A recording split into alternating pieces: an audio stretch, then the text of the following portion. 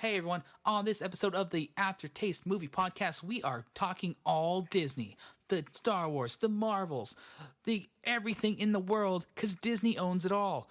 Especially, like, by and large, in the film WALL-E. Anyway, I've been at Disneyland for the last 7 days, and I'm very excited, so we're going to talk about it a lot. Thank you for listening to this episode, and here we go.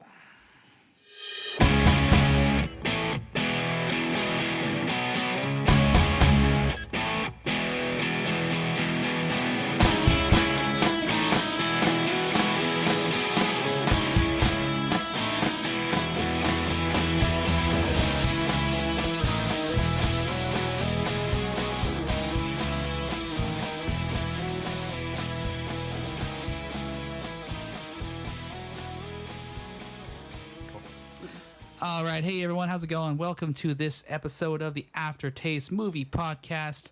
And we're going to talk about the mouse today. The evil empire, some would say. I like them.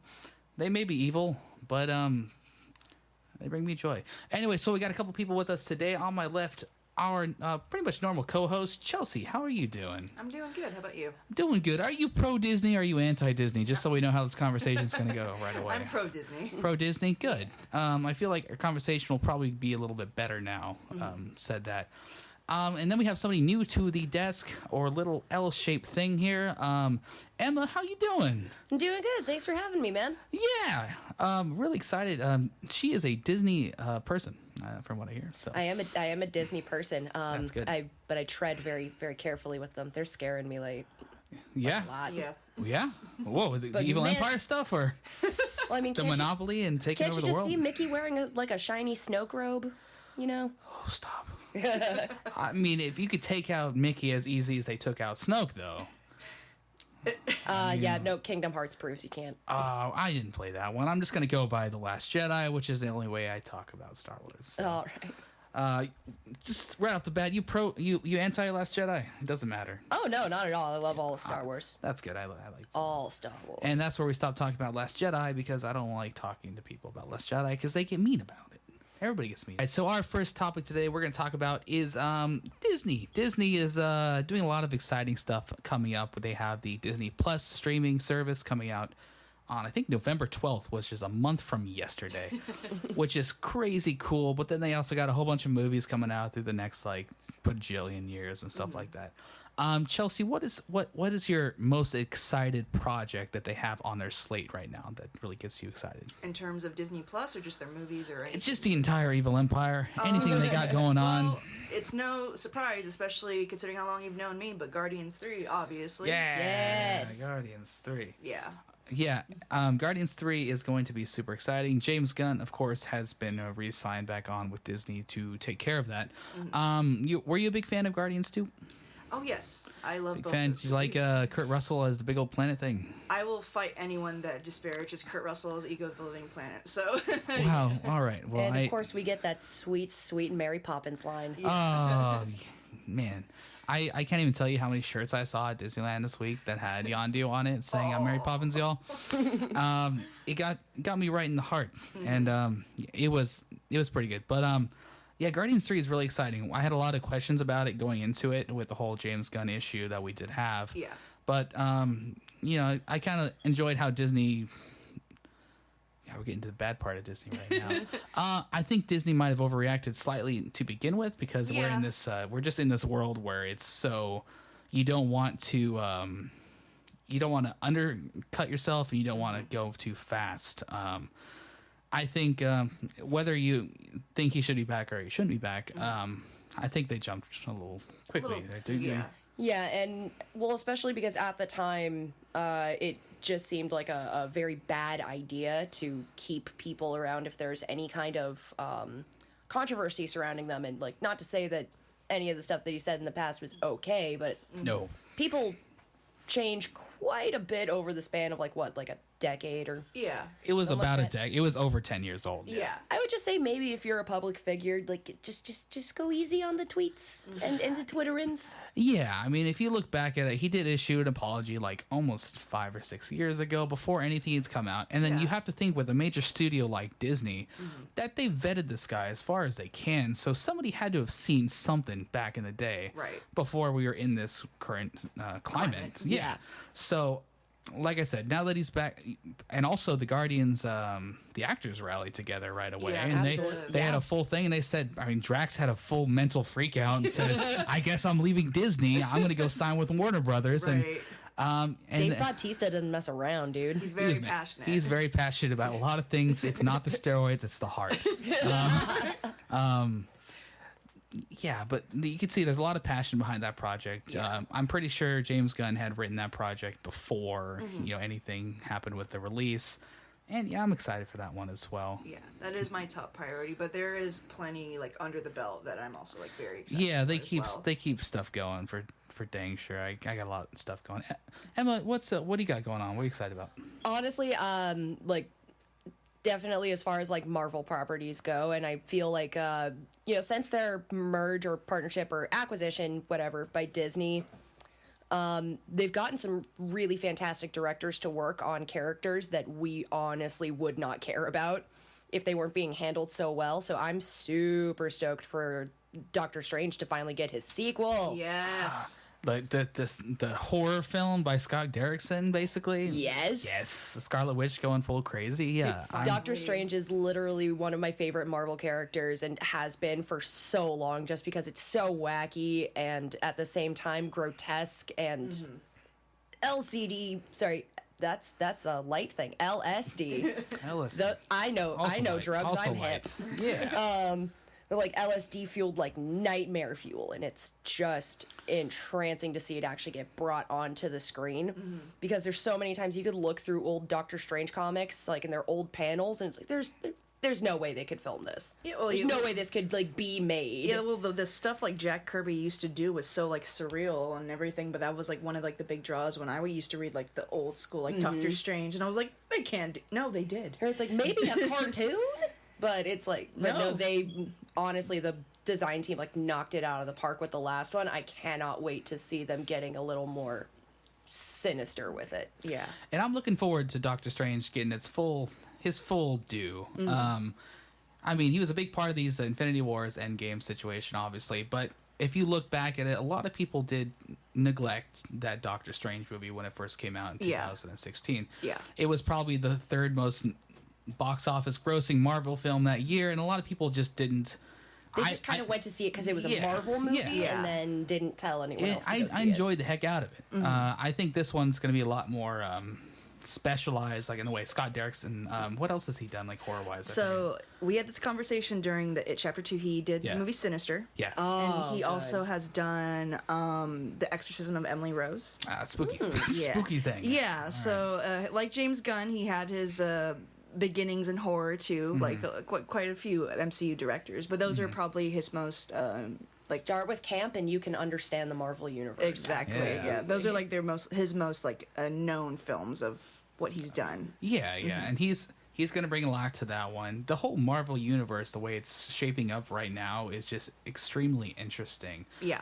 With Scott Derrickson taking that, obviously we have Taika back for Love and Thunder, Oh, thank which goodness. was like one of my favorite like announcement at Comic-Con. Was it Comic-Con that they announced that one? Yeah. I think Oh, was it's that I think it D23? Was that the it might have- D23 Expo? It's so weird because they like released a whole bunch of stuff for Comic-Con, and then D23 rolled around and they Yeah. like announced even more stuff, Everything. which is crazy. And I forget now which one was which. Either way, it was the one where they announced like the whole Marvel slate. Yeah.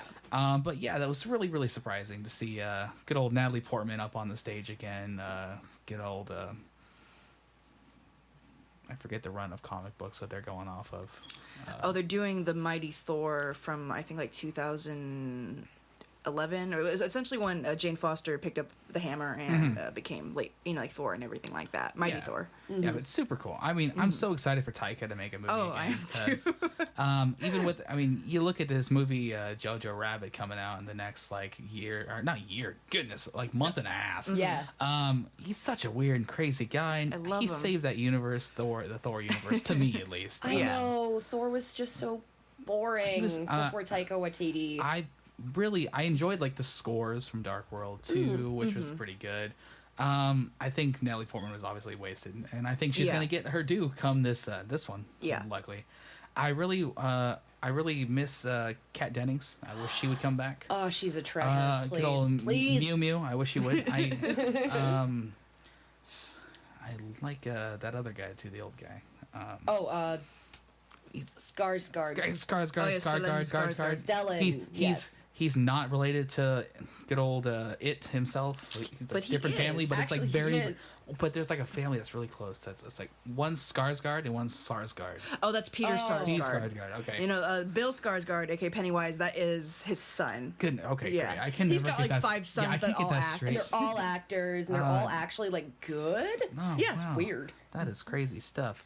What was the other one? Eric from True Blood? Yeah, Alexander Skarsgård, and then they have their other brother Gustav, who's on the show Vikings on I think it was like the That's History Channel right, and yeah. Westworld, and Yeah. he's on Westworld, too. I've noticed Yeah, so it. that whole family, they're just like, we're just gonna act just and gonna do everything. it. It's the funny thing because you look at like Stellan Skarsgård, it's like he looks like a nice old kind of like grandpa type, and then you see all of his like gorgeous, Sons. talented philanthropic actor sons, and you're like, So tall, so tall. Yeah, they're all like. it's like God, they just make them different over there. They're And Swedish. I don't know what it is. Very tall. Swedes.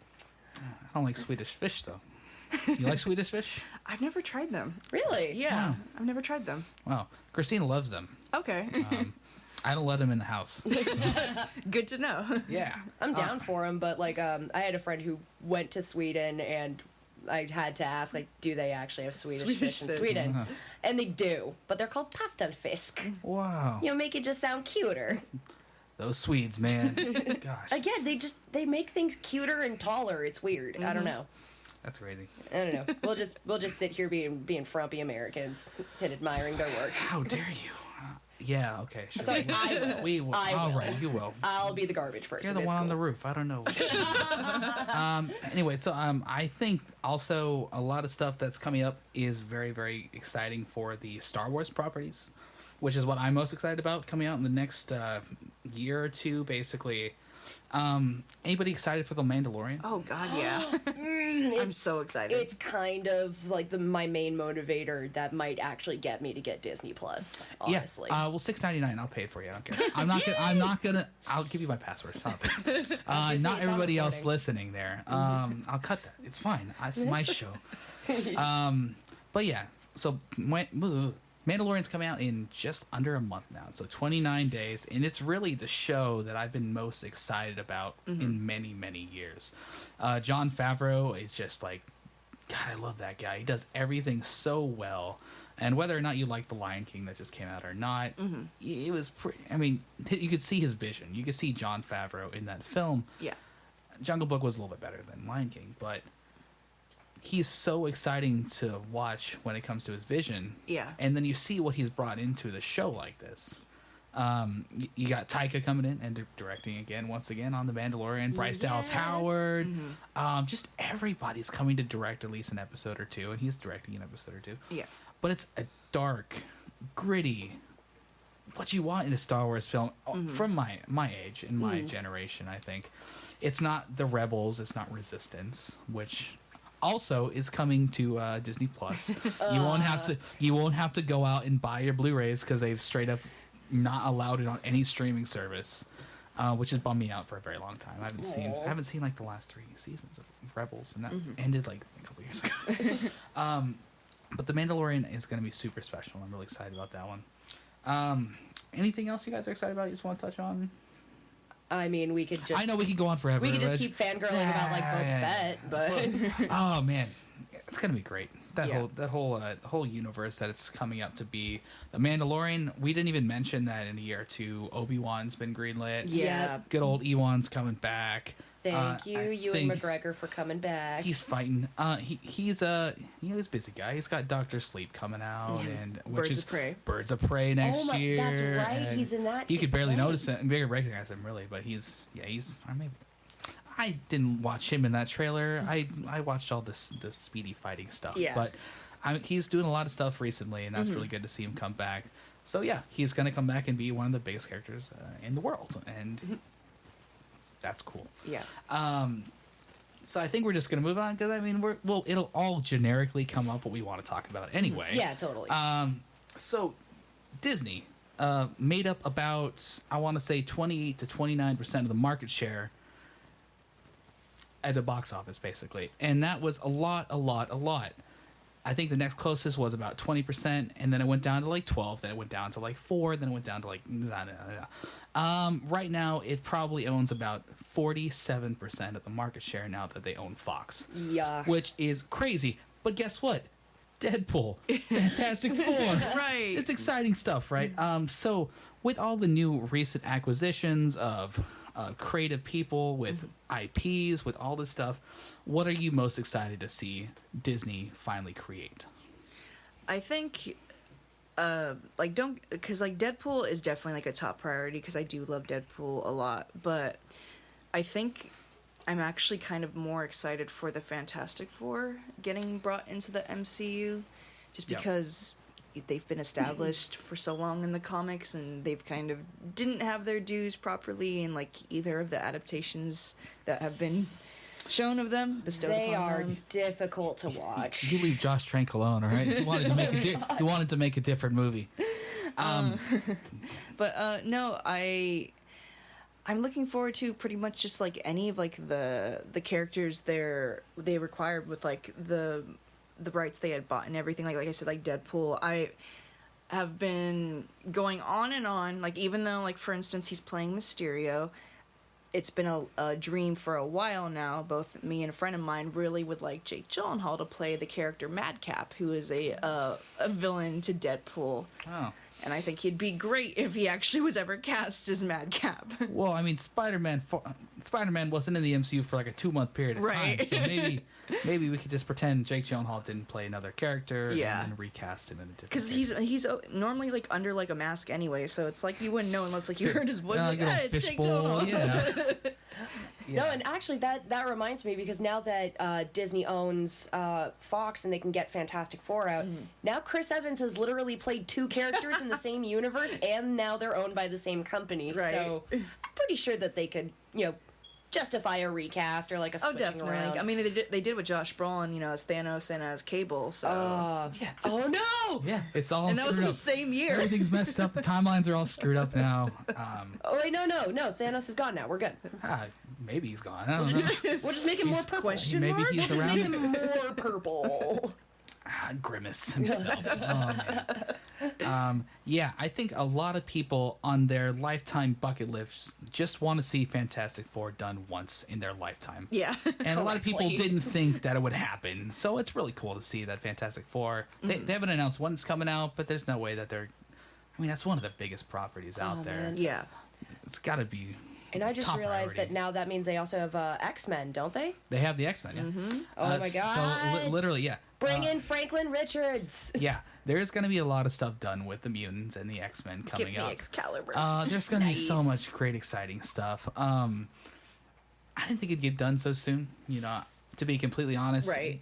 Every freaking fan out there had those dream casts of like, when is X-Men going to finally come to the universe? Yeah. And it's like probably after most of the original cast is dead. Yeah, after everybody's dead, basically.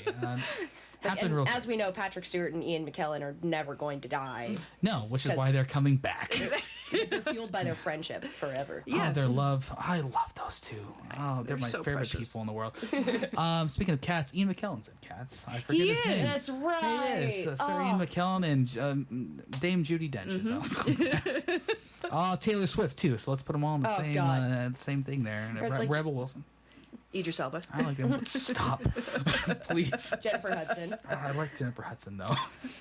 She's the only one that anybody's going to remember from this movie because she's going to have the whole Moonlight song. Exactly. And everybody will try to forget everything else. Oh wait, maybe it'll What? do. I'm sorry. I'm forgetting what studio is making Cats? It's not Disney. Is it Fox? It's not Fox. Dang it. Guy, you trying to bring Disney down? How dare you? No, I'm just trying. I actually don't remember. I don't think it's Fox though. I mean, I don't put it past them. Fox is, Yeah, I know, right? especially like the Fox Studios of the old days, was very well known for its musicals, along with like Paramount, and well, I mean everybody was making them, but you know, Yeah. Fox has like West Side Story now, and that's coming out next year. Yeah, Steven Spielberg, Oh my god, Elsa Angor. Yeah, I am very excited for that one, honestly. that one should be good. Also because it's like, oh look, accurately representative casting. We're not just darkening up a bunch of white dudes. It's like Man, it's like we couldn't find anybody. It's like, no, you could have. No, it's fine. You Just could've. cast Robert Downey Jr. It's no big deal. Exactly. He'll play British people. He'll have a good time and get nominated for an Oscar. It's Universal. Those- Exactly. those It's garbage. Universal. Well, that's all gotta go. Ah, it's All right. Universal. They're gonna be gone in 5 years. They've just been circling the drain for so long. Well, I mean, yeah, feel so they've been bad. living off of like this dream that they're gonna be able to bring back this monsters universe of Godzilla, King Kong. Sorry, Yeah, all they've got is just- Jurassic Park, and even now we're getting tired of it. Yeah, did you see this is so not Disney, but did you see the short movie that came out like a couple of months ago, about a month ago? No. It's called Battle at Big Rock, and it's actually really good. Yeah. Oh, okay. It's the best thing they've released in legitimately 10 years. Oh my god. And it should make you excited for it. If you're a Jurassic Park fan in general, it should give you some excitement at least. I think compared I'm to more of a anything else. Jeff Goldblum fan, but Oh, did you hear he's coming back? yes, I know. Yes. So that's why I'm Not excited. Disney. Super cool though. Let's just. Well, I mean, oh wait, no, like a 6 Degrees of Separation thing. He plays the Collector. No, that's Grandmaster. Benicio How del Toro. dare you. Grandmaster. Grandmaster. He's a great master. Yeah. Yeah. It was like they're the same character with different face makeup There colors. is a They're brothers. There That's is right, there is yes. a picture on the wall at the Guardians of the Galaxy ride in Disneyland, which is Jeff Goldblum playing like a chess game with Benicio del Toro, and I would pay everything that I own What? to To have own that it? to own that picture. Is that yeah. the one where he's like He's like slapping. He's like slapping the checkerboard off. Yeah, Oh my god, I've it's that's his seen that. birthday. amazing. It's super cool. Yeah. I lost track. I was so excited about that picture. But no, it's like it was just Jurassic Park, Jeff Goldblum, Jeff Goldblum's in the Marvel Universe, back on track to Disney. We are good. But I'm still so excited. I forgot where we were even going with this conversation.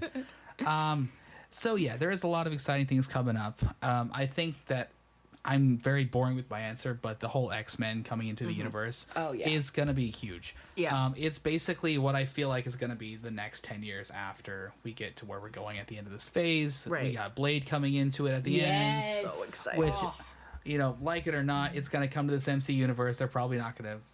I really want them to take that next step into making rated R I content. know. I'm not sure if they ever will, but I'm excited to see where it's going. And then X-Men, they're going to find their way in here somewhere. Yeah. And then that's Well, going to be the I mean, next 10 years. it can be R adjacent because remember in PG-13 movies you Yeah. can get away with one F-bomb. Yes, exactly. And you know that Blade has to say motherfucker at some point. Exactly, and he will. It'll be great. must. All the kids will shiver, but it'll be fine. They'll get over it. Like, oh, you didn't grow up with Samuel L. Jackson in your life, did you? Oh, you did, but it's a different version. Anyway, I was like, not nah, quite the same. No, that's Grandpa Sam. No. I love Sam Jackson too. But yeah, so X-Men coming into the universe is really, really exciting. I'm excited to see what they'll eventually do with Deadpool. I know that that's also very hard to get done correctly while staying on brands. I think they could do it. Once again, he's going to come into the next 10 Marvel movies and say the only F word, and that's fine with me. I don't even Yeah. care, which would be fine, except for Blade. Blade gets that one. Yes. But yeah, either way, really, really excited about these stuff coming up. Anything else you guys are excited to see? Well, I mean, I kind of touched on it with sorry, with a West Side Story, just because it's legit one of my favorite musicals. Oh no, No, it's my Oh, phone. yeah, It's no, my don't phone mind being me. loud. Sorry. no, it's fine, it's cool, it's I'm great. Really important. Yeah, Go. but it's really just because while it is, oh god, now it's just all the bad noises. it's just Romeo and Juliet just put in New York, and that's fine. It's sort of like, but Lion King's just Hamlet with lions, so I think we can be okay with this at this point. Yeah. Yeah, for sure. And again, looking at the casting, I am super stoked to see Rita Moreno come back for the movie. Yes. It's like, thank you for still being alive, Rita. We love I you. love those people that hold on. Or it's like, you win an Oscar, you live forever. Exactly. Unless you're Elvis Presley. What? You didn't win an Oscar. I know I made that up. He died young, though. Who else died young? This is a morbid conversation. Yeah. This is a Disney conversation. Disney, yeah. So, Disney. yes. Anything else, Chelsea, that you're excited about with the new IPs coming into it? Going back to Disney Plus, I'm very excited with all the Marvel-based shows they have announced, but my top one is WandaVision. Yes. Because it will then eventually lead into Doctor Strange, directly and everything. So I am very much looking forward to it because I have found out that it's going to be a period piece. Yes. They're going to finally touch on her reality warping abilities, which I've been wanting It's a to for... big deal. Yeah. Dude, the huge House deal. of M is one of my favorite arcs, and the fact that they can one of the actually best. bring it in. Yeah. I just want to. Oh my god! If at the end of season 1 you hear her say "No more mutants," Right. it's like, oh yes, here we go. I did hear recently they're actually looking to cast two babies and everything because she's supposed to have the twins at some point in the comics. Yeah. So yeah, they're doing stuff with that right now. Yeah. So I'm very excited for That is WandaVision. exciting. I'm really there's so much to talk about with Disney Plus, and I can't remember it all, which is crazy. I know there's so much.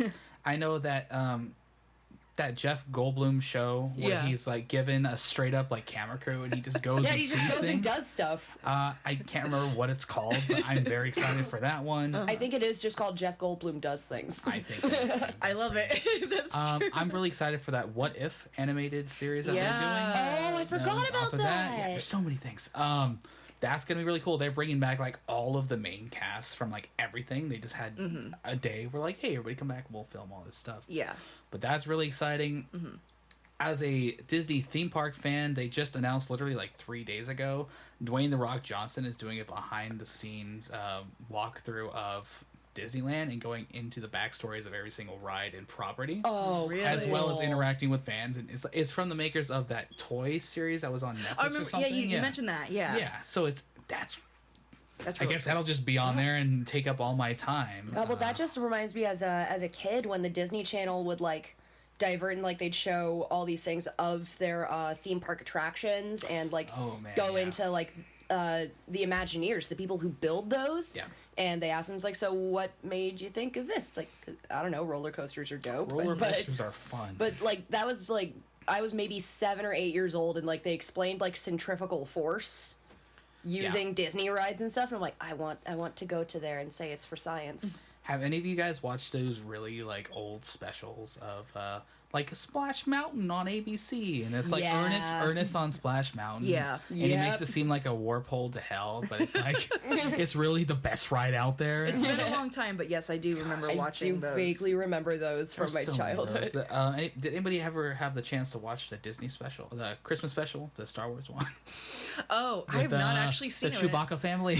I've only seen reviews on Yeah. this special. I've seen enough. They're very rare. Just like Song of the South we were talking about, they wipe some stuff off. Yeah, it's and those Ewok movies, yeah, those didn't happen either. I love me an Ewok though. Did you see the special? Have you seen I saw that special. Yeah. Okay. Yeah. I mean, it's the Christmas special is technically how we got Boba Fett Oh, yes, you're because he right. showed up before he did in the movies, but Poor Boba Fett. it's Got eaten by a freaking fly monster. I know, because his jetpack freaking went off. What a sad way to end for Boba Fett. You're the most badass bounty hunter out there. And then just- wha- and then it's hey, you know how all his armor and gear looks tarnished, he doesn't take care of it? Yeah. Obviously he doesn't. he hasn't done a safety check in years. He hasn't And changed- it's clearly He his has downfall. not been checking the check engine light on his jetpack. God. Yeah, He's just nah, it's just there. It's just always there. it's fine. Well, I wonder if the Mandalorian will check his jetpack. We'll see. But we're just going to move on here because I think we're going to go down a rabbit hole for hours and hours, which is fine. But I don't want to do that. So we're going to go just to our... we're basically going to talk about our favorite animated films, which is something I'm very excited to talk about. There's a lot of good animated films out there. Some would say almost all of the good ones are Disney, which is unfortunate. Which is not true, because How to Train Your Dragon franchise is probably my favorite. It's really good. It's actually one of my favorites of all time. You know, and Road to El Dorado is great too. I don't know. Heck yes. That's my thing. I don't know. Love that soundtrack. There's a lot of good ones out there. Also, I don't know. I just saw, what's it called? I just saw Abominable. That was pretty good. There's a lot of random ones there. Okay, you couldn't pay me to go see Abominable. Oh, well, listen, you're wrong. Check out my review on the website. All right, then. Anyway, so we're just going to go around. We picked out 5 that we're going to highlight, and we're probably going to run into some of the same ones that we have, unless we don't, in which case, more content, which is great. But to start off, I think we're going to start with Emma. Emma, what's one of your favorite Disney animated films? I've got to say that a lot of the Disney movies that I do love, they really, like, and most Disney animated films have this as well. They, like, live or die by their soundtracks. Like, if they don't have a catchy song that 5-year-olds are going to be singing for, like, 4 years straight, much to the chagrin of their parents, it's not a hit. Nobody's let it go. Never. Nope. They haven't let it go yet. But this one, actually, it's one of my favorites because it's a kind of like a Disney cult classic. It's from their dark age times. It's Robin Hood. Yeah. Ooh, animated Robin Hood. Nice. That's a nice throwback. That's good. Well, I mean, especially also because, like, with that opening, like, Robin Hood and Little John walking through the forest, like, I just get so happy once that starts playing. It's like, yep, this is the best day. That's a really cool one. I think I've only seen that one once in my life, unfortunately.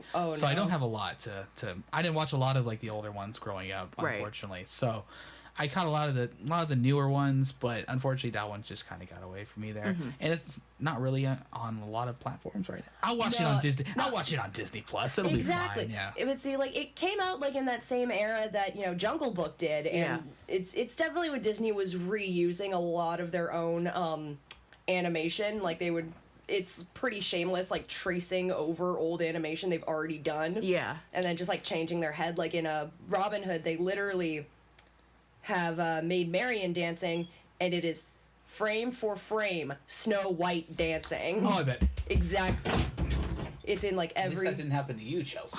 Oh, wow. Malfunctions. Oh, God. We're fine. Keep that. Yeah, well... Or don't. I don't care. I don't know. But yeah, if you remember that movie, it's like, it's especially, like, back then, like, every bear they drew looked like Baloo, and, like, Little John was definitely one of them. Oh, yeah, no, all the snakes looked like Ka. I had, like, seen a, like, video, I think, like, a year or so ago, because I like looking at, like video essay type movies with, like, the history of, like, film animation, and just a couple minutes before when we were talking about, like, non-favorite Disney movies, like, a couple of, like, my favorite animated movies that are not Disney oriented are the movies by Don Bluth. And I had discovered he actually was an animator for the Disney company, and that was, like, around the time when he kind of broke away because of, like, things they were doing. He actually worked on another one of my favorites, Sleeping Beauty. Yeah, he did. Like, that's literally, like, with my favorite Disney movies, it's so hard to rank them, but if I had to, I would probably say Sleeping Beauty is just high and above my absolute favorite. Like, just because, like, the score is already iconic because it's freaking Tchaikovsky. Yeah. And then the background, like, I remember being little and I had, like, a Sleeping Beauty picture book, and it was just of the backgrounds. And it was like, this is the most magical thing I've ever seen. So now I have, like, a whole bunch of, like, Avon Earl pictures, like, saved for, like, my backgrounds on, like, my laptops and, like, and my cell phone and everything. It's just like, this is so peaceful. Yeah. Oh, my God. Yeah, Robin Hood was a little bit before I came into existence with the Disney company, it seems like. 1973. So I, unfortunately, didn't get a lot of those older ones. The Aristocats came out a few years before that. Yeah. I'd seen that one. The original Jungle Book, 1967. So there is a few that were some of the more mainstream ones that I did catch. Robin Hood, I think, is on the edge of mainstream there, which I didn't quite get. That wasn't quite put out there as often as, say, an Aristocats or a Jungle Book. But yeah, I really need to watch it again. I think you do. I will. I believe you do. Yes. I will watch it again. Not the first day I'm going to watch it Disney Plus, but after I binge the entire season of The Mandalorian, WandaVision, Actually, and Obi-Wan, and... I think they're doing the thing that HBO did, and they're only releasing weekly episodes. So, okay. Which is really, Nice. I like I've that. talked about this a lot. Really smart, because it gets you're basically you get to stretch your you're in content. the zeitgeist of the entire world weekly. They talk about it. There'll be podcasts that talk about each episode, not just an entire season. Super smart. So after I watched the first episode of Mandalorian, first episode of, Jeff Goldblum, they might put his whole thing on there. Just being Jeff Goldblum. Jeff being Jeff Goldblum. Yeah, Chelsea, give us one that you loved. One that I love. It's been quite some time since I've seen it, but it is Lilo and Stitch. Lilo and Stitch. Oh, Yeah. man, what an underdog. I do love that. Like, I didn't expect that movie to be as good as it was. Oh, even really? as a kid when it came out. I'm just like, I remember when I had seen the movie, I fell absolutely in love with it. Everything about it, because I love the characters. I think kind of like similar to Coco, which was done, many years later. I really loved how it touched on like the relationship with family, Yep. and it wasn't like in the traditional sense, and that definitely resonated with me on a personal level. And there's just something about it. I really, really love. The characters are really wacky. I even watched the Disney Channel series for a little while. That's wow, you're going deep with your love there. Yeah, I did. And actually, like because I've only been there once in my life, but I've only been to Disneyland once so far. Great place. I think the only souvenir I got was like a little like Stitch like keychain or something, and I held on to that for the longest time. Lilo and Stitch is wildly beloved, but also very underrated. It is. Yeah. You could see it all throughout the Disneyland parks, and it's in the mainstream like headline as people love this film, but it's not as widely discussed as a lot of films. Yeah. The cool thing that Disney does with a lot of its films is they don't just obviously they have their niche of like straightforward family life, but they also do go out of their way to make sure everybody's included, different family styles, different family lifestyles and stuff like that. Yeah. So very much with Lilo and Stitch that did happen. It's not exactly Coco, not quite the same thing, but it's a different type of lifestyle. Yeah. Which is really cool. Also, Lilo and Stitch I've only seen twice. I don't know what the heck's going on with me. Wow. Nani is a treasure. You need to see more of Yeah. her. All those characters. I don't know what happened Even with David. Sweet, dumb David. Yeah. I love how like that one scene has been memed where like, this is your goodness level, this is your badness level, and It's like, it's unusually high. like it's unusually high. She's just so cute about it, like where she gets like very, very clinical, because like Lilo is a ridiculously smart little girl. Oh, with yes. a very active imagination, and definitely some odd tendencies.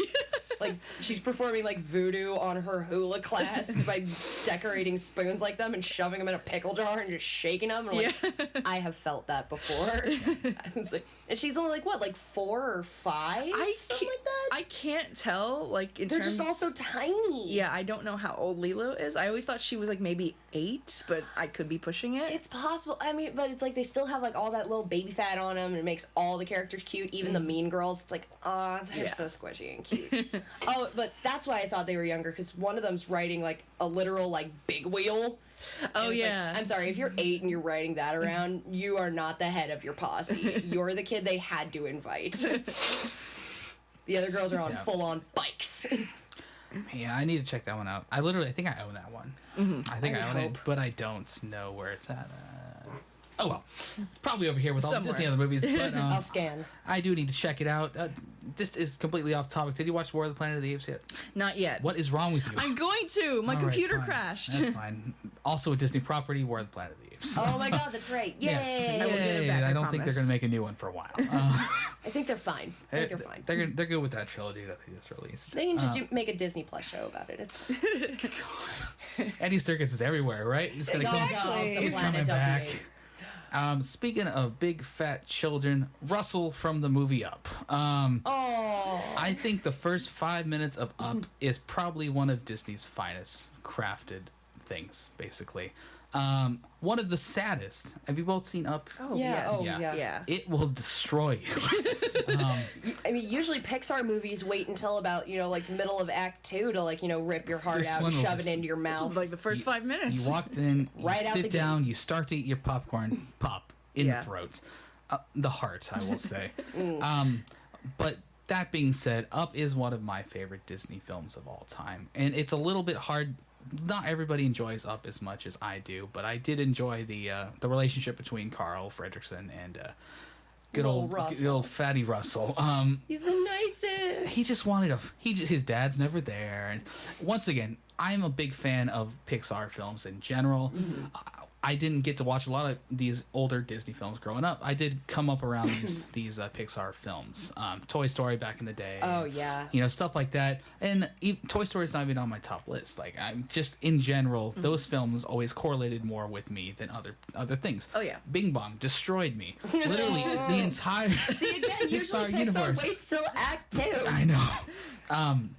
But Up, I enjoyed very much. It was directed by the same guys that do every single Pixar for the most part. Michael Giacchino did the score as well.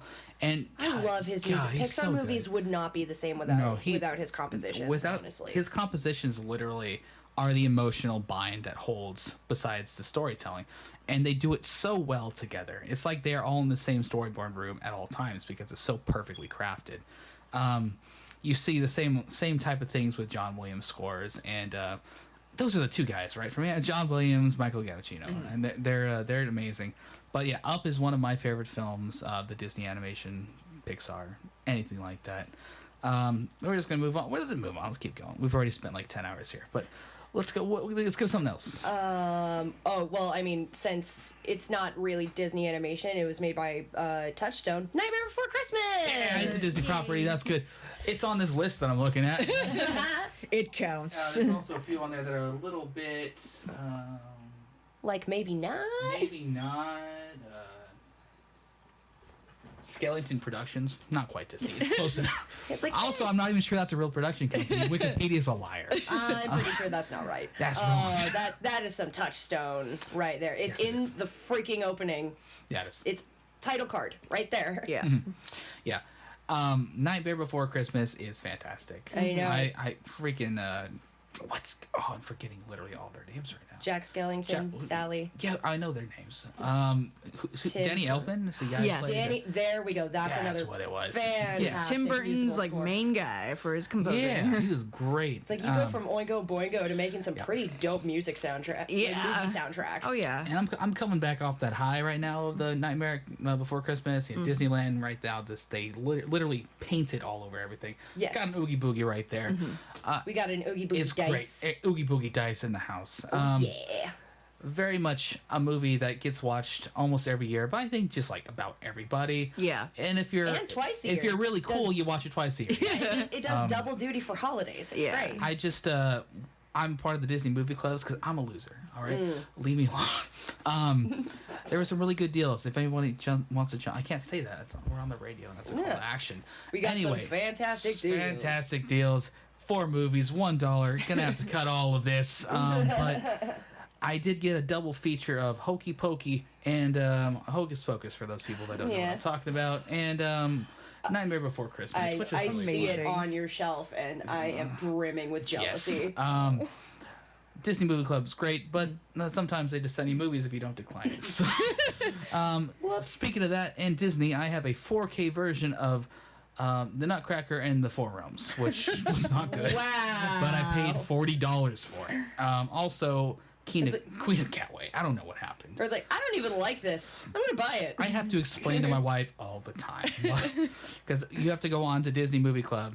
See, we're going full realm of this Disney empire Monopoly. right now. If you don't go on there, decline their feature title, they will charge your card and just send it to you. No, I know how that yeah, kind of like subscription service works. Like, oh god, like I had a friend that used to have Loot Crate, and she's like, I don't even like anything they send me. It's like, I've seen a lot They of Loot Crate. cancel. I forget. I forget they send it to you. Yeah, so I have Nutcracker in the Four Realms on 4K. Because It's fine. Just That's 'cause. fine. Christina was mad. She's still mad.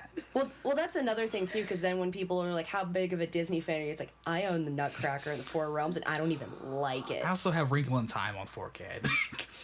I don't think Oh anybody God, liked that movie. which one's not good? Like the least good. Least good, I'm going to have to go with Nutcracker in the Yeah, I Four would say Realms. Nutcracker. Wrinkle in Time at least had the Ava DuVernay direction, which was kind of cool. I like her. tried so I like her. They spent a lot of money. They spent Oprah money. You know how Oprah much money. money Oprah money is? They had to throw cars at her, which is really just corralling Oprah at some point. But And then it's like Mindy Kaling. It's just like I know Reese Witherspoon, like it had everybody in there.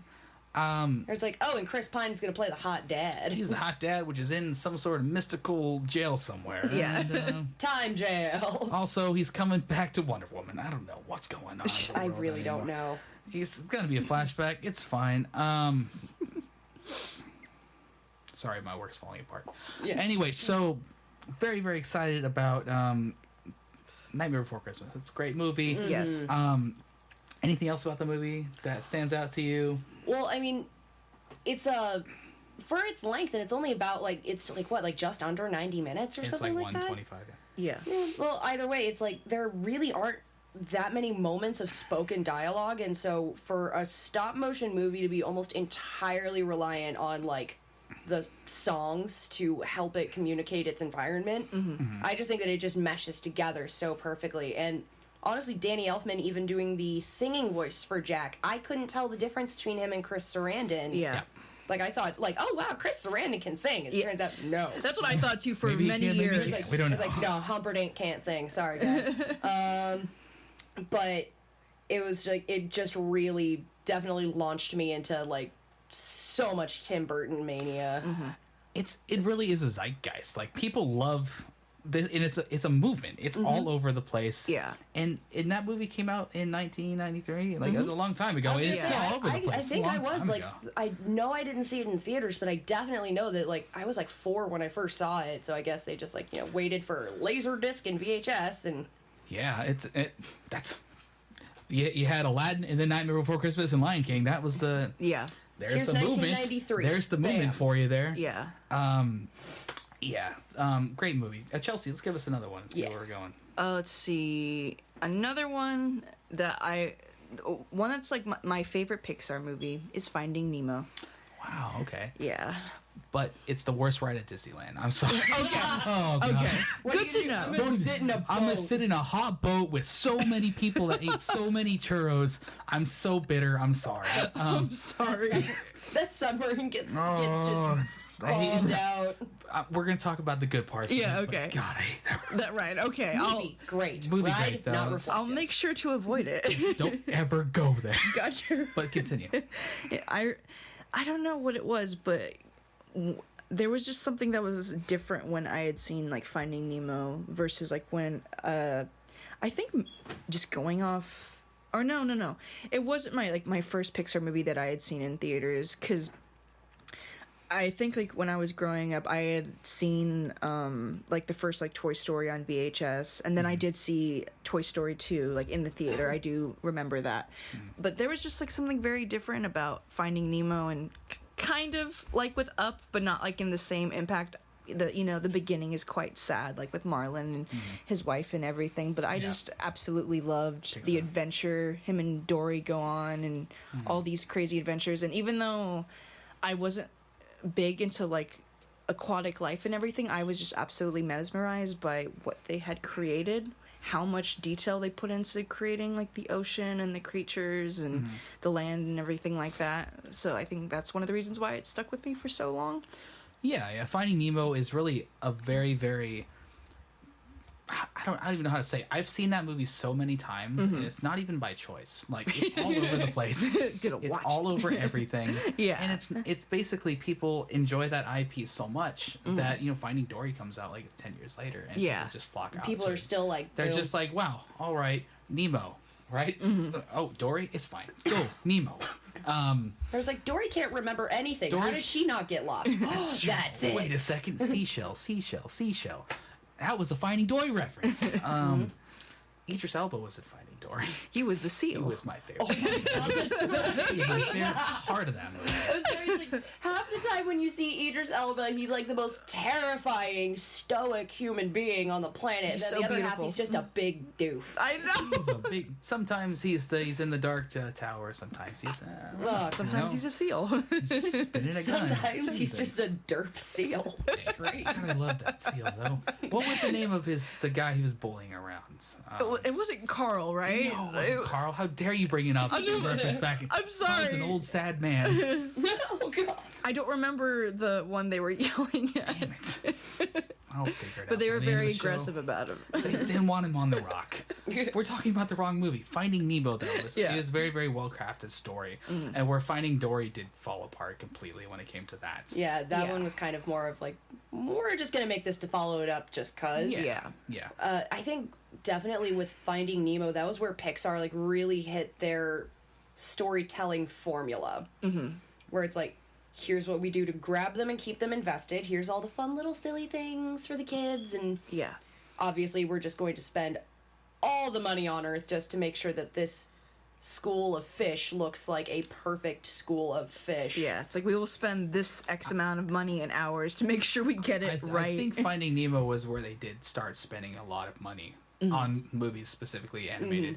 I think it was the first one that cost over $100 million to make from an animated perspective, which is nothing these days. Right. But at the time, it was like 2003 or something like that when it came out. Yeah. Oh god, and didn't Monsters Inc. come out around that time too? Like all the like tiny details. This is when Pixar got to like really like fine tune and go into the smallest details. Like I think every that Monsters follicle of fur on Sully had to be like individually rendered. Yeah. And I find that absolutely insane. And I I would just know. be like, I don't work here anymore. Bye.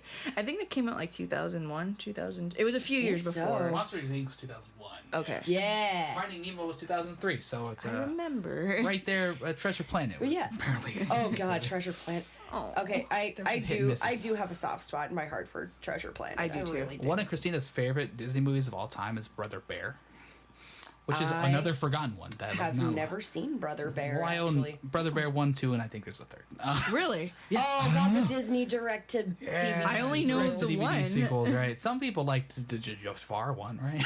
Actually, Jafar was kind of Yeah, it dope. was pretty Yeah. That was pretty dope. Yeah. I will say that I haven't seen most of the sequels. They're interesting. Which is, I haven't seen Little Mermaid 2, but I own it. Or it's like I love Mulan. Mulan 2 is like what? It's how did this happen? Did they just change like everything? And was it like different people in Mulan 2? No, it was still the same people, but it's like they literally minus Eddie Murphy, They literally That's the main reused- part of the movie. which Mushu. destroyed me. It's like they literally reused a song from the first movie twice in one One. movie. They reused Girl We're Fighting For, and they did it twice. You gotta It's hang like- on to what you got. And it's like, so let me get this straight. You're gonna bring in Girl Worth Fighting For. You're not gonna bring in Make a Man Out of You. Are you kidding me? Again, Mulan, one of my favorite, like, of all time, like, even outside of Disney. I just freaking love Mulan. Yeah, Again, like, there's sound, absolutely. yeah, animation and sound direction and just everything coming together so perfectly, and the cast is just so freaking good. There's something, I don't know why I keep bringing it back to the Disneyland resorts. Maybe because I was just there. Probably. Worst ride? Another ride? No. Oh. Your ride is garbage. I'm sorry. Your Stop favorite movie trying side to is bring it garbage back and you up. should feel bad. It used to be No. called the Foreign Voyage or something like that before Little Mermaid decided to destroy its IP on that ride. But there's like no Mushu anywhere there. There's like barely any Mulan anywhere. Except for when they have like the Chinese New Year celebration, which is a bummer. She's so cool. She's like the coolest, but she's like not really anywhere in the parks, which is dumb. It's really great. Anything else to add on? Was this yours? Yeah, oh no, I'm just saying I don't find it fair. It's not fair. It isn't fair. You're right. All right, I'm just gonna keep my notes going. That's not on there. Anyway, guys, Tangled is pretty good. You know what? That was another unexpected, like, enjoyed one for me. I thought it was, I just really didn't know. It's like, I don't know. The story of Rapunzel isn't, like, that... First off, like, most fairy tales really are not Disney-friendly by their modern standards. Yeah. But Rapunzel is, like, deeply a deeply messed up story. Once again, Disney going into their messed up characters. It's like, all right, how do we sanitize this nonsense right now? They're like, well, we give her an animal companion and a quirky hobby. It's like, okay, sweet. We're good. You bring in the douchey adult romantic interest, and you bring in these outsider people at a bar, which was really great. And a horse that acts like a dog and a person. And a chameleon, right? It's a lizard thing. Yeah, it's What's a his name? Oh, Pascal. Pascal. It's named after a famous painter. He does paint. No, he just hangs out. That's true, right? He doesn't do That's true. He just glares at stuff. That's all he does. I do love his resting bitch face, though. He has great face for that. He does. I just think I like the music so much in that film that it's a great soundtrack as well. Mother Gothel's a great villain, too. God, she's great. Yeah, Mother's Knows Best is a very, very great haunting, but like not. Where it's like she's trying to be sweet, she's but trying to be like. sweet. And then the bar scene where they're singing about their dreams gets me every time, man. The guy just wants to be a pianist, and that's all he wants to do. And she just wants to see the lights. It's so basic, and it's just a simple film. That's not even on my top 5. I accidentally wrote it out of. But it's a good movie. I'm going to talk about a different one right now, and it's got a cotton candy thing in it with candy corn legs. Inside Out is emotionally just hits you so hard, and it is so well done. It's a powerhouse. It's a powerhouse of a film. It basically is a very original premise, which Disney also is very good at coming out with original premises in a world that nobody gives to. They don't care.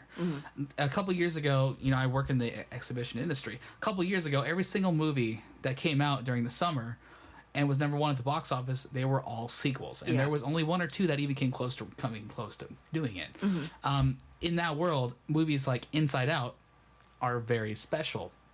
You have joy, sadness, and you have a powerhouse group of actors coming in to voice these people. Great comedic actors. You get Amy Poehler. You get Phyllis from The Office. I wish I would learn her name because I've been calling her Phyllis from The Office for years now. And again, you get Mindy Kaling. Thank you, Disney. Please keep giving her money. God, Bill Hader. Bill Hader. Louis Black. Louis freaking Black. Louis Black somehow made it into a children's film. Yes, I'm sure they had to cut a lot, but I'm sure. I can't even tell you how many angry dogs I had this week at once again Disneyland. But they just opened it's called the Emotional Whirlwind ride. That's what it's called. They just opened it on the Pixar Pier right there. And yeah, it's a little kid's ride, but it's fun. It's funny. That's brilliant, though. It's so smart, right? What does it do? It's like a little floaty thing, and you go to circle. Yeah. But it's not fancy, but yeah. I love that title. Emotional Whirlwind. I It's was like, could they just redo Mr. Toad's Wild Ride and just make it Emotional Whirlwind? oh man. Call it Mood Swing. I they read just that- get one of those big Viking ship things that go back and forth. Yeah. I wanted to ride that ride, Mr. Toad's Wild Ride, with my niece, but it's just too much. I didn't want to teach her about that too early in life, even though it's in Fantasyland. But yeah, Inside Out was very, very special. Once again, I think Michael Giacchino did that as well. He does almost every single Pixar film. He did a If great. it's not Randy Newman. That's true, right? Sorry, had to. It's true. Had to. Good old Randy Newman. But that movie was so special to me when it came out. It's just, I still watch it every year at least, just to watch it. Very, very original. The acting was great. The composer was great. It was very pretty. The way they did the color and the hues and with everything all together was crazy. It was very, very. I think for me, that's when Pixar took off. More than it hits, and that may be a little thing, but that's when it hit oh my god level. Right. It hit a level that with its storytelling, with its music, and with everything that I just never. I mean, Good Dinosaur, and that's the worst movie I've seen them do. But come on. Inside Out is one of my favorite movies. I feel bad because they was oh no, we've been thinking about the Good Dinosaur since Toy Story. It's oh, have you? Maybe that's why you made 1, 2, and 3. Toy Story instead. Yeah, you even made a Planes movie before. 2 of them. 2. You made 3 Cars movies. Oh my god. Before you made this. Oh man. Anyway, so much with Planes, Inside Fire, and Out is Rescue. just- Let's talk about that one. Nope. Oh, man. Good. Let's pass on that one. No, let's go to the next one. Emma. Your name's Wow. Emily, kind of right? Emma. Yes, at some point. At some point, maybe it might have been. Okay. I think so far this is the only one that I only have like 2 I think I haven't touched on, and again, broken record here, but it's for their scores. Fantasia. Ooh.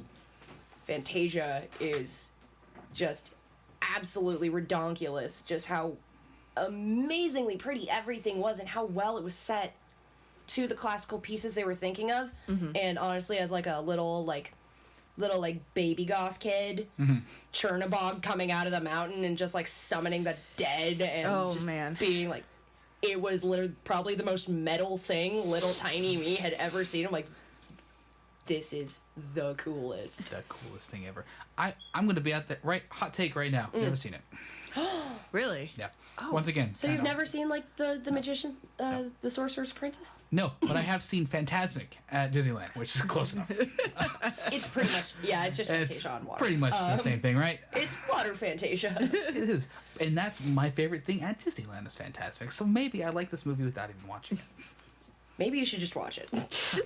Get out of my face. Not Fantasia 2000, sorry. There's my hot take. That movie's garbage. Pokemon 2000. Let's just throw them all out there. If they put the year in the name of the movie, I think you done goofed. Michael Broderick's 2000 Godzilla? That's not the title, but we could throw that in. Oh, God.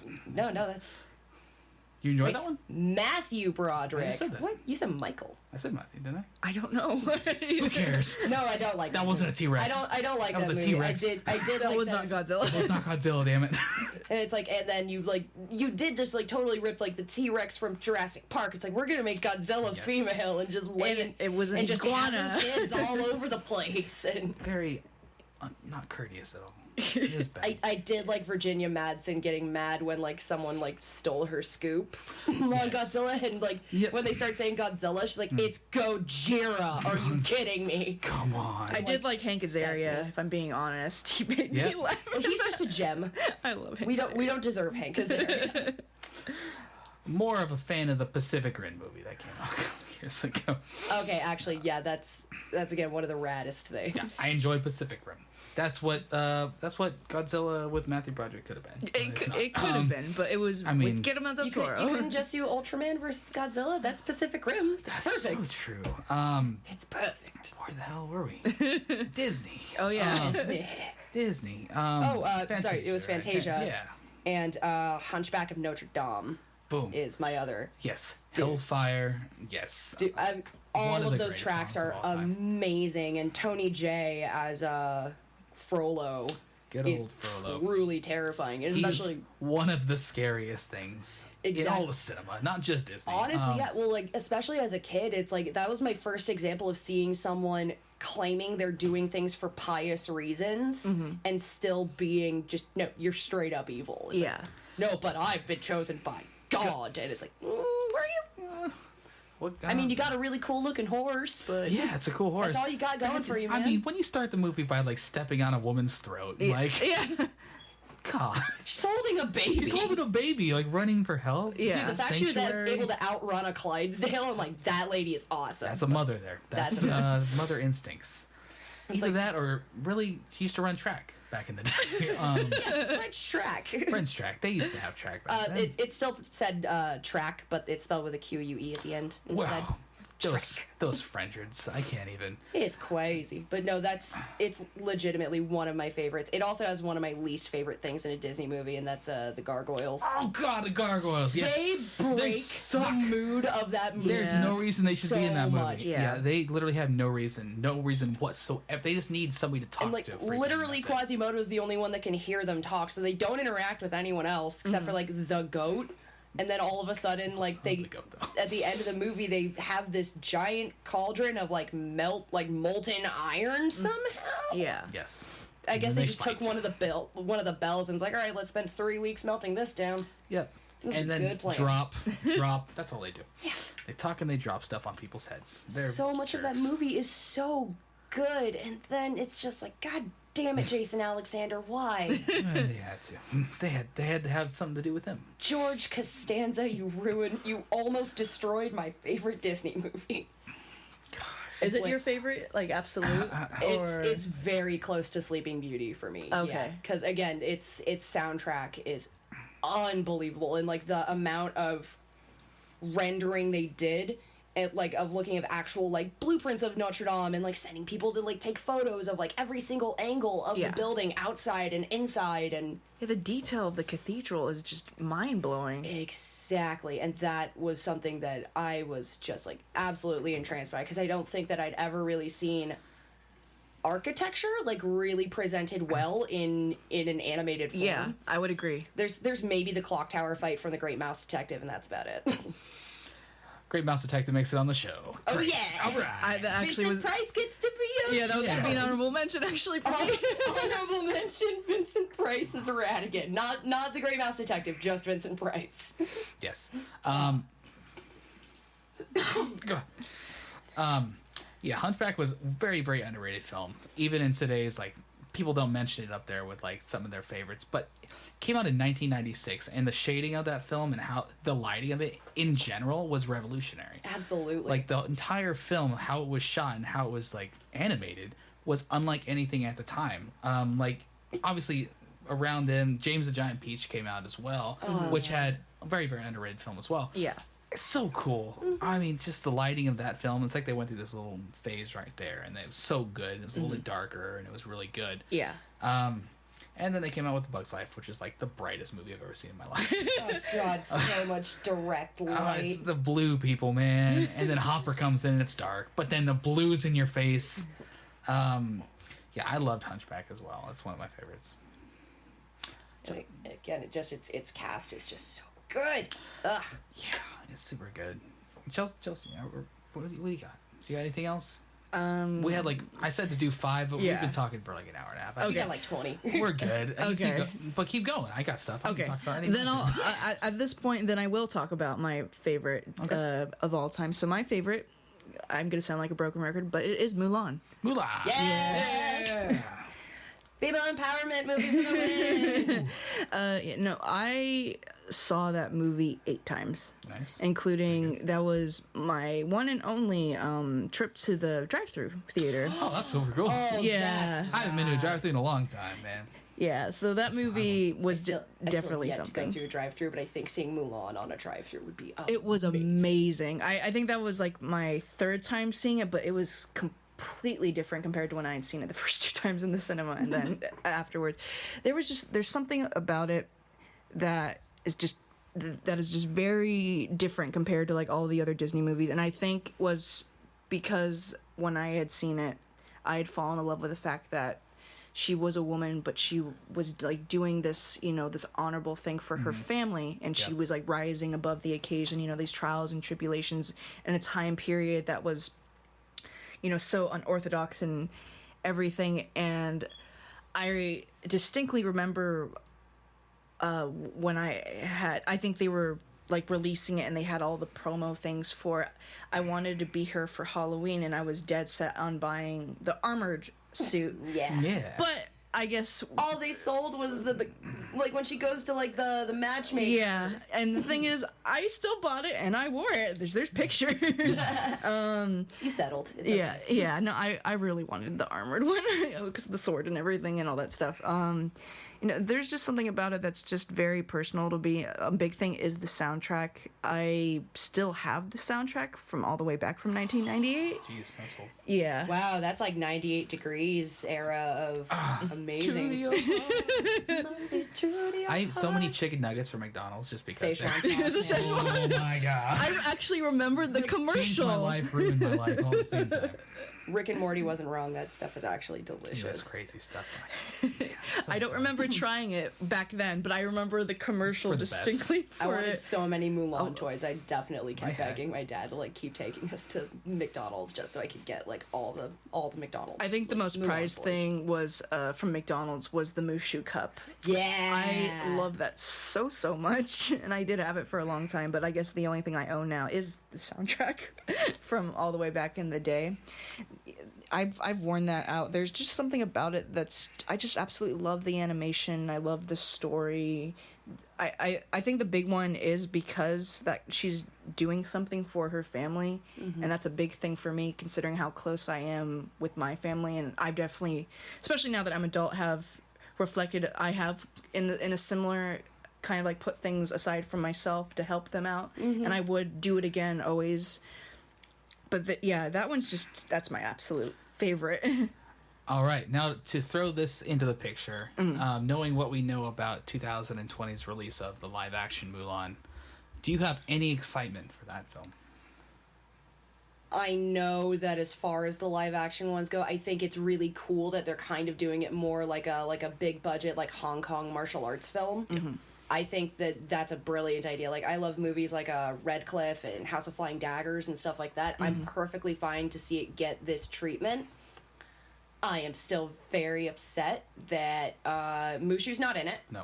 She has a phoenix. That's cool, but it doesn't talk. No. Does she have a cricket either? I don't think probably Cricky's there, no. I'm sure there'll be like little And- creatures that they want to just throw in there to make you like oh, that's the Cricky. Right? And there will be no make a man out of you number. So my answer is no. Yeah, I was about to say the issue with you're talking so much about the sound and the music, which is so iconic, And it it's not meshed going to have. so well. And it's not going to have. It's going to have the back score, like the Jungle Book. They had a couple songs here and there which were completely different from the original. Yeah. Different scores, different feels. Christopher Walken as good old King Louis doing his old thing. I don't know what the heck. That made me cringe. it was honestly. weird, but- it was weird. But they're gonna do a lot of the same score, and it's gonna have its whole different feel because a lot of the score was really nice too, not just a catchy. Yeah. So that'll be really cool at least. But it's interesting to see because I know Mulan when it first came out wasn't released in China because it had a lot of issues with the culture there. Yeah. So this will be kind of interesting to see Mulan kind of be brought into this culture. It's made its way there over time, but it didn't have. With the international box office being what it is now, it never had its movement there. Okay. So that should be cool. I also feel like that was like one of Disney's first like very eager attempts to be like, okay, we are adapting this tale from another culture. Yeah. And we've really got to be careful to avoid stereotypes. And of course they seep in for comedic value, I guess. Yeah. But it's we'll definitely no Song of the South. Yeah. No. It'll make a lot more money than Song mean, of the South did. You can measure a lot of things against Song of the South, and it's going to come out looking way better than it is, but I don't know. I feel like Mulan really did, like, they did try their best to display things respectfully and, like, still give, like, good nods to the culture as a whole. But, you know, sometimes Disney, just like us, we slip up. They've done a few. It's not as cringy as other mistakes that they might have made. Again, I think they really did try to treat it Yeah. like you know, art maybe. Yeah. Do you guys like any of the other live action ones they've released recently? I'm on the fence about a lot of the live action ones as a whole. I did actually enjoy the Beauty and the Beast one only for the Yes. The song Kevin Kline sings at the beginning. What's it? How How do does you make a moment last forever? Yes, It's I cried. I cried. I know he does. Oh man, he's so good to see him like sing in general. Kevin Kline is like, he's a million years old. I get it. He's not going to be working as much as I would like, but He's still amazing. I mean, Sam Jackson's like 97. Still not, that's not true, but he's like 81 or something. I was going to say, like no, that. that's just all the drugs that he did. Oh, he did so when many he was drugs. younger. He's only 35. Gosh, yeah. I enjoyed the heck out of Beauty and the Beast, and that was one of the highlights as well. Obviously, I liked the production of Evermore, the song that was in there, which is not in the everyday Beauty and the Beast realm of what people talk about all the time, for sure. But it does. That song also gives the Beast more of a like a character turning point moment. Yeah, Instead of nice. just, hey, I'm not quite such big dick anymore. Okay, now pretty go much. see your dad. He's sick. He's sick. Also, like, they no, think he's like- crazy. Go save him. And it's like just you know, hate seeing you leave, but I love watching you go, Belle. And he has a whole song about it. I'm sorry. Yeah. I don't mean to like belittle that song. It's No. just, like- I just enjoy the musical composition of the song. I understand it's a little bit weepy woppy.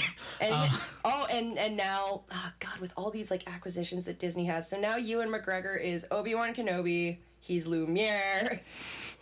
They're all intertwined. Now. Ian McKellen. Ian McKellen is in Cats and also in Beauty and the Beast. He's Magneto and a clock. Multiverses, man. Oh God. I gotta fix Hey, if anything, Marvel could probably explain that pretty They well. can. They could try. They could try. It's like in this universe, you're he's a from cat. It's like you're from Universe 632, where Ewan McGregor wasn't Obi-Wan. We're like, What?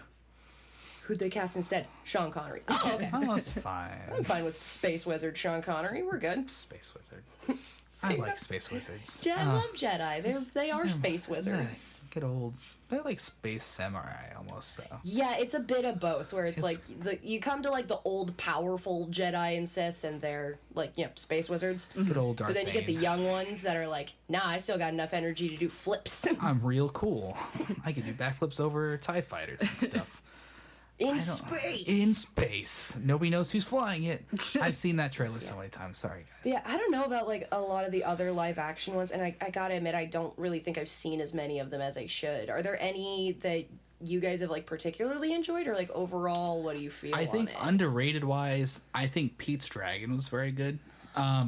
Which you didn't see that one? Or did I you? didn't. I'm Yeah. sorry. But it's so different than the original one because the original one came out in like 1956 and it had like an animated dragon and it had like it was really really cool. This one was kind of a modern retelling of it. It's in modern times. It had a lot of folksy music in it, so it had a different feel. But that's one type of the remakes that they've been doing. Yeah. And there's the other half where it's like, well, Lion King. All right, cool. These Yeah. aren't animated. Live action, same thing. Which I did enjoy some of the changes to the Lion King, but like it didn't do anything for me.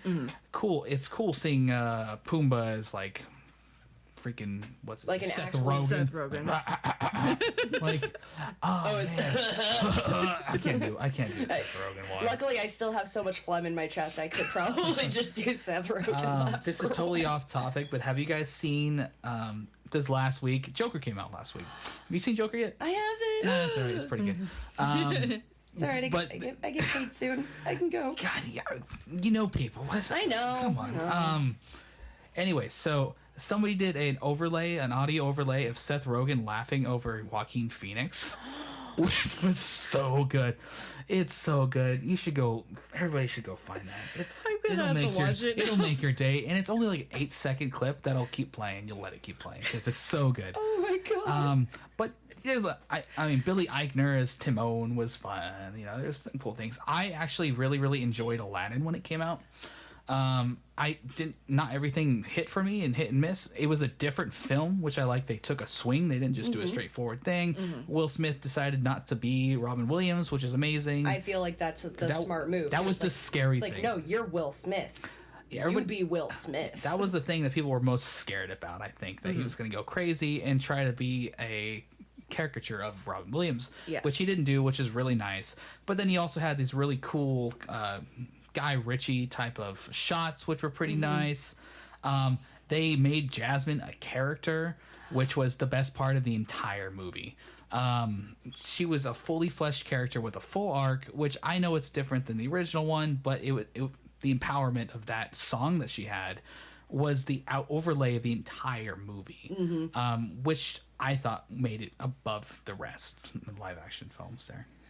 Definitely with the new Aladdin, I think like the only like even like minor issue that I had with it was just the voice of the person playing Jafar, where it's like there are ways to sound evil with Sexy Jafar. hot. He's so hot. God. There are ways to sound like evil and menacing still with like sort of like a lighter, higher voice, and I don't know if he was really able to find it. No. He by far was, I think, the weakest part of the entire movie, I know. which was a bummer. But I mean, they kind of changed his arc as well. So maybe he's a different type of dark than he was in the animated, because the animated was very problematic and they couldn't do that. So they changed things a little bit. Very true. Well, I mean, God, just yesterday I was watching this. There's this YouTube channel I watch called Team Star Kid, and they make a whole bunch of like original parody musicals. So Starkid Productions? Yeah, Starkid. Oh man, I love me a Harry Potter musical. I'll tell you. Oh, dude. Well, they have more than that as well. I know they've got a Batman one. I saw that one. I know They Christina's. have one for Jafar called Twisted. I have and heard it about is that one. So Yeah. I love it so much. I gotta check that out. I mean, there's a few that I definitely know about that I I mean, haven't. heck, even they're like they have one that I just love above the rest, and it's the guy who didn't like musicals, and it's done like so much like a love letter to Little Shop of Horrors. Wow, that's super cool. Because it's like with alien invasion and stuff. Oh, and nice. Wow. Everyone's singing, and they can't stop. They can't stop. Think of the whole thing. implications. What a And disaster. It's really good, honestly. Yeah. But like honestly, I think that parody story of Jafar was kind of better than what we got in the live action Aladdin. I think that's for sure. Everything else in it is just absolutely gorgeous, though. Yeah, it was a really well-made movie more than anything else, which is, I mean, you kind of say that for all of the live-action movies. At least they're well shot. One I go back to is one that kind of started it all. Cinderella was beautiful. Cinderella was gorgeous. I was bored most of the time watching it. Yeah, I know it was beautiful. Except for when Kate Blanchett would show up, Kate and I'm Blanchett's like, yes. there. Lily James. I enjoyed Lily James. I mean, No, she's still good, but I grew up with Brandy as my Cinderella. Literally, I didn't get to see the original ones. The only one I saw was like the Brandy version, and but that one's I enjoyed so fun. that one. I enjoyed that one though. That one is really fun. Yeah. It's Rodgers and Hammerstein. It's Yeah, amazing. it's a little different, but yeah, it is good. But I like those. I don't know why we're on live action now. We're talking about animated movies. What happened? Chelsea, what did you say? What are you on? I did Mulan. That was Mulan is your last one. yeah. So when I cut down to my favorite Disney animated movies, I can never put these in any order, just because they're so difficult. Yeah, that's why I just blurted them out. Like, nope, no list. I have such a long list of movies that I would put on a list if I could, but it's insane. But one of my favorite movies animated in the entire history of Disney is Coco. Coco it only came out a couple years ago, so you can't really put it up against something right now, but it was one of the most stunningly made, one of the best original stories into a culture and a family base. Again, might Disney have ever trying made. very, very hard and succeeding at being respectful to the culture they're trying to adapt. Very much so. And God, stupid Disneyland. I'm not going to go back there. But as somebody who did grow up with an abuela, my family, Mexican family, I wasn't quite fully into all of the culture there, but I did grow up around a lot of it. And when I saw Mama Coco, I saw my grandma. And that's stuff that hit a lot of people. When I watched Coco originally, there was not a dry eye anywhere, man. If you don't cry watching Coco, I don't think it's that one of those movies, you yeah. get to be with society anymore. It's one of those movies. If you don't cry at the beginning of the up and the end of Coco, Just stop. get out of my life. Go find happiness Get out of somewhere. here. Get therapy. Yeah. But that was a really, really well made movie, and that it's up there for me as well. If I'm gonna go with what I think started the Disney Renaissance in the early '90s, one of my favorite films, although problematic with some of the stories, is The Little Mermaid. Yeah. And Alan Menken's score is one of the best in the history of any movie, really, when it comes to Little Mermaid. Those songs are so iconic, so well done. The animation of it is very, very well done as well. The characters are so iconic. They're great. I love that one. And my favorite movie, if maybe not just Disney, maybe of all time, is WALL-E. WALL-E, directed by Andrew Stanton, and I forget the other guy who always does every single movie with him. Another Michael Giacchino film. Has an entire movie where there's 3 lines said by 3 really fat people in chairs. And it was so emotionally and well done that basically you could just hear a little sound by 2 little robot things, and you could feel emotion. All of the music was excellent, the classical feel of it, really nice throwback. It was so pretty. It was 2007 when this one came out, so this is really what started a lot of the over-the-top, amazing, stunning type of cinematic Or it's things. like this where Pixar almost reliably could not fail at that point. No, and WALL-E itself was nominated for Best Picture in the Oscars. Yeah. which is extremely difficult to do. I mean, it's if not you know. best animated feature. No, it won Best Animated. It was definitely a regular one. No, but the fact nominated Yeah. for Best Picture. Yeah. And anytime you see a film that does that. I've used the word zeitgeist too many times, but you could see where it is in the culture, what's happening. Last year, a little known movie called Get Out was nominated for Best Oscar, which was a culture change. God bless Get Out. And it's one of the best movies it's probably in my top movies like ever. It's a great movie. You got to watch it 20,000 times. Yeah. It's up there with Casablanca, but we're not going to fight right now. It's fine. But I loved Wall-E. Wall-E was so good. And that's just where I'm going to leave it, because that's the best you can really get. It's up there. It's like, how do you describe perfection? Yeah, it's just so good, and we're running so long. It's just, but we're just gonna end the show with a little bit of a fun question, I think, and I think it's probably gonna go for another hour because there's too much to talk about. But let's just say we're stuck on an island with a TV and electricity, unlike Sonoma, for a couple days there. Whoops. Ooh, wasn't here. Don't care. Yeah, I was. Neither was I. No, I'm sorry. We all escaped. We all ran away. We didn't stay with our neighbors. No sense of community. Sorry, I guys. threw all of my food away. It's gone. But we're on an island with TV, electricity, and I almost said VCR. We all had VCRs, right? We're old enough to have VCRs. All you kids out there never had a VCR. If you had a VHS tape of any of these Disney films we talked about, you could sell them for lots of money. I know. I've told my mom to hold on to them. Hold on to them all. Like, Mama, you can retire if you just hold on just to sell them. the Lion King tape, Mom. I know. Disney has so many properties now. It has Disney Animation, Pixar. It has the Lucasfilms, which is Star Wars, the Marvel films. It has the Indiana Jones franchise. It has all these other... I'm not going to be petty and throw, like, Planet of the Apes in there, too. It has everything. Yeah. But of well-known IPs, if you could only watch one catalog of movies or shows, you could lump them all together. And that's it. You're stuck on the island. You're never getting off. You got to suck it up. You got to choose one IP to watch for the rest of your one life. IP. Okay. One IP. Gotcha. Not one film, because, like, no, that's madness. You can use everything. You can use everything. In there. Chelsea, what? I'll let you think for a second. Okay. But Emma, do you think you know off the top of your? Oh, I definitely do. Because while Disney hasn't really owned these movies in a while, they were all produced and distributed and dubbed by Disney or Pixar in North America, and it's the Studio Ghibli collection that I take with me. They still own them. Yeah, well, that's the thing, too. Like, I had to, before I came on, I had to look back and be like, wait a minute, does Princess Mononoke count? It's like, Miramax.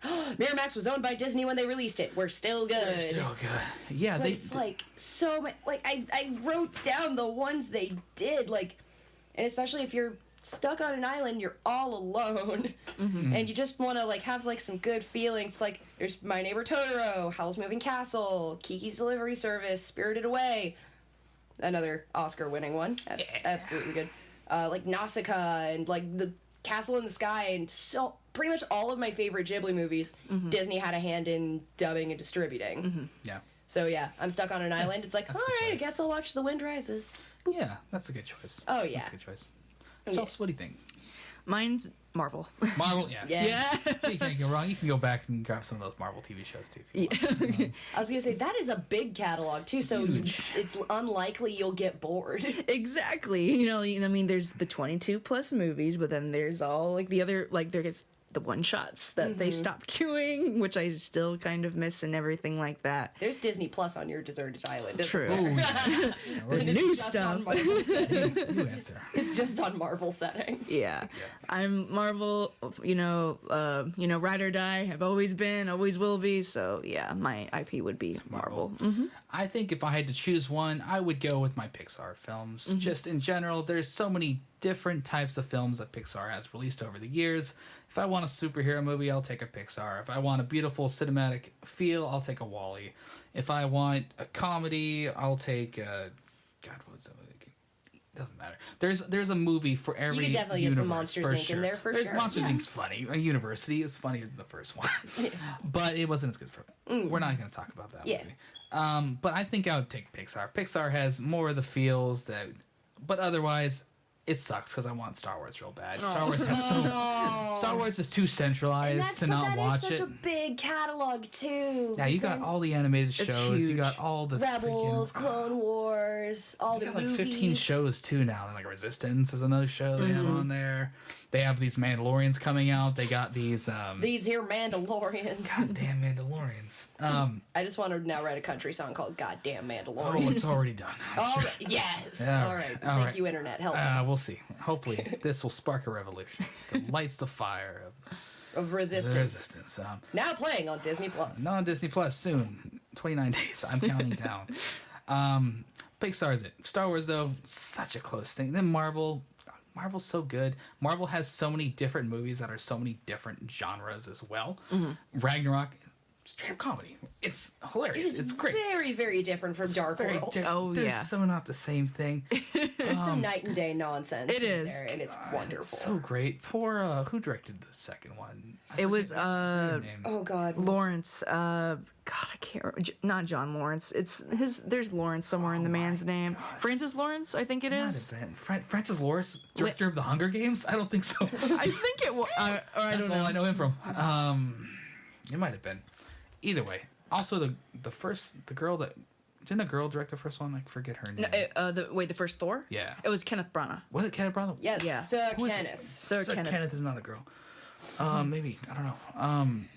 The second one, I can't. Doesn't matter. That movie wasn't that good. No. Yeah. When I saw that movie, I was working at a movie theater, and it was the latest movie that got out. So I watched the last 30 minutes, and Malekith getting destroyed by a big old ship like 700 times.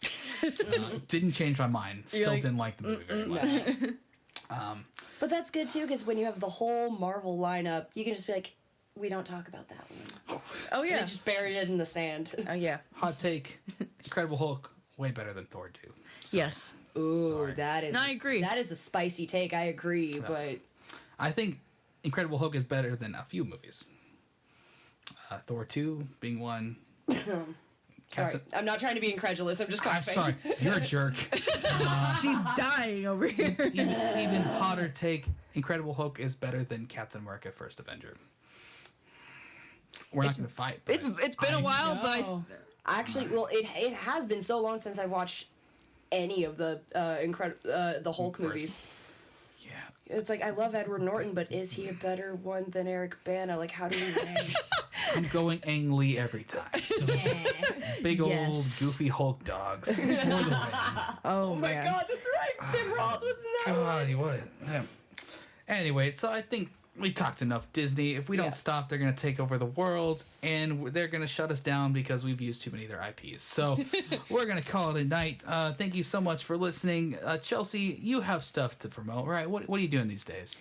So I have my coffee account, which is spelled KO-IF, and I take commissions for artwork, which is my username is Oceluna, OCELUNA. Nice. Chelsea is fantastic at what she does. Go check out her account.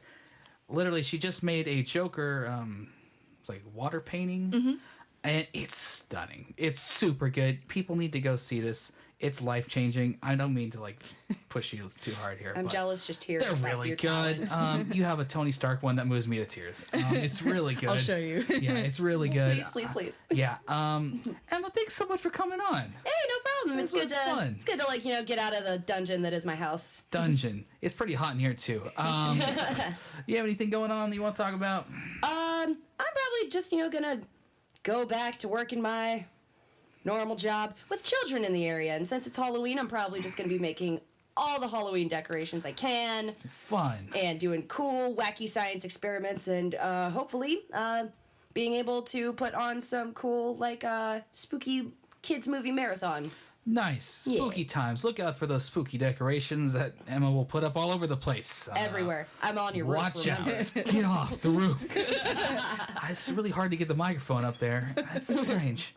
Thank you once again so much. I am Barno here. You can check me out at Barno_922 on Twitter, or you can check us out on AfterTaste Movies on Twitter as well. We are streaming, as always, on the Maybe It's a Network podcast system on Spotify and Apple Podcasts, I think it is.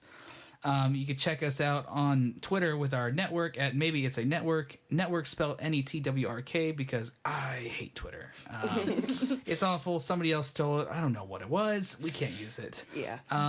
That's it for us tonight. And check out a review on Wednesday night, and we will see you next.